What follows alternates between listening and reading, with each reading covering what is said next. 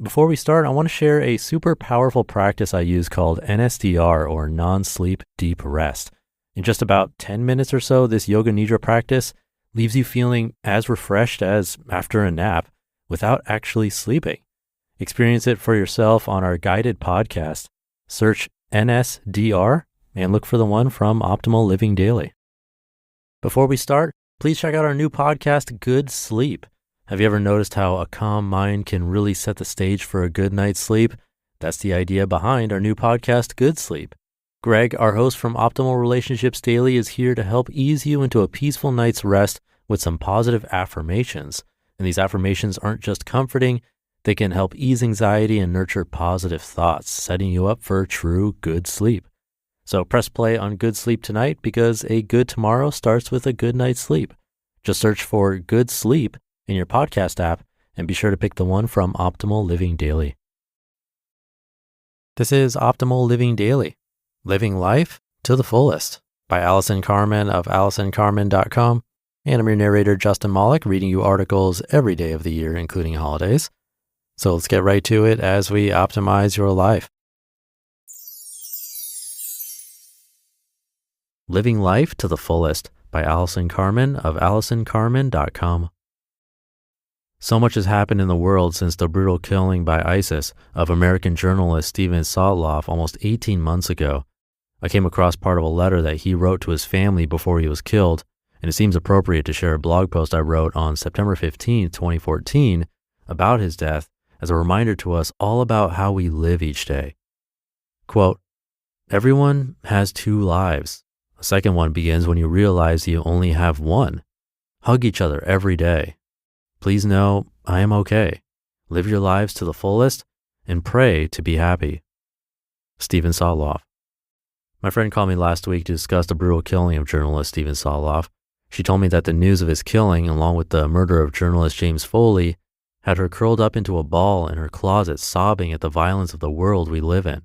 She felt that it was a terrible loss of two brave, good souls who were in the world to make it better. As we both took a deep breath and long pause, I read to her these quotes from Steven Sotloff's letters, which were secretly smuggled out of the prison camp where he was held.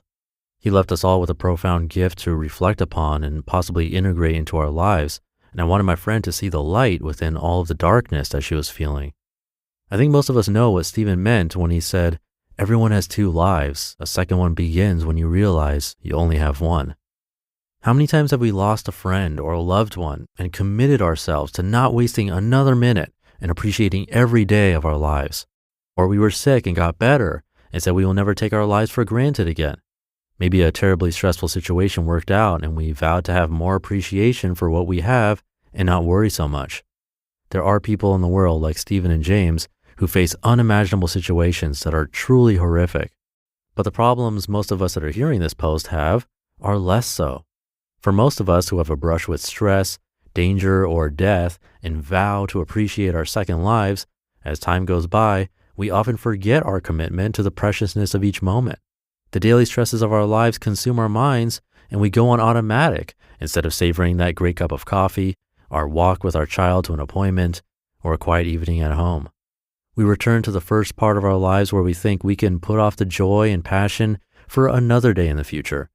We think if we just put our time in now, there will be time later to enjoy the best of life. For Steven Sotloff, I suspect this acute awareness of how precious life can be was inescapable, and it propelled him to let his family know that every day must be lived to the fullest. It seems he became very familiar with the knowledge that each day can be your last, or it can change in a way that leaves you longing for the carefree days when you took it all for granted. So how do we remember the preciousness of each day of our lives as we live them? For me, it has been a practice of gratitude. It's not that we shouldn't get upset about bad things that happen in our lives or the world. Sometimes being upset is the most natural and appropriate response. It's just a matter of allowing our gratitude to grant us perspective on what is important and what we do have.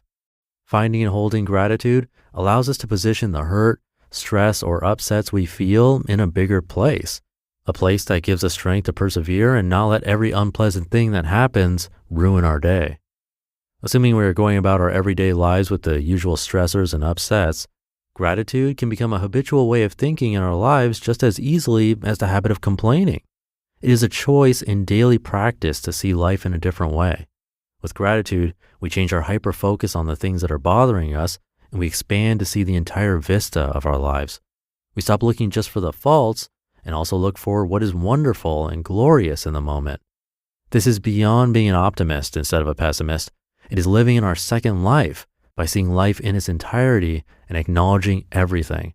In fact, when we do this regularly, we see there is so much to be thankful for, and we become aware that so much is going our way. Our minds find more ease in our daily activities, and a profound appreciation for our experiences emerges. Towards the end of our conversation, I heard my girlfriend sigh. She said that sometimes she gets so overwhelmed by the bad stories that she hears in the news that she forgets all the good in life. She said that she knows a lot of people that want peace in the world and that have good hearts. She felt so grateful to know them, and it gave her hope that the world is filled with more people that want peace than not. She also started listing all the beautiful things that she is grateful for in her life. It made her feel less afraid and very present to her current surroundings. She told me that she felt so full inside that all she wanted to do was go out and help someone. Her last words before we hung up were, "I never thought gratitude would give me hope and strength to be in the moment, but it reminds me of everything that is right in the world and makes me feel that maybe one day there will be peace." My deepest gratitude to the Sotloff family for allowing us all to receive Steven's brave and thoughtful gift, the profound reminder to find a way to be present in this moment and live life to the fullest. Maybe our second life is the one most worth living. You just listened to the post titled Living Life to the Fullest by Allison Carmen of AllisonCarmen.com, and I'll be right back with my commentary. If you're serious about optimizing your life, you need to understand what's happening inside your body. That's where Superpower comes in. Superpower sends a licensed professional to your home, or you visit a nearby lab, for one simple draw testing over 100 biomarkers, way more than a standard checkup.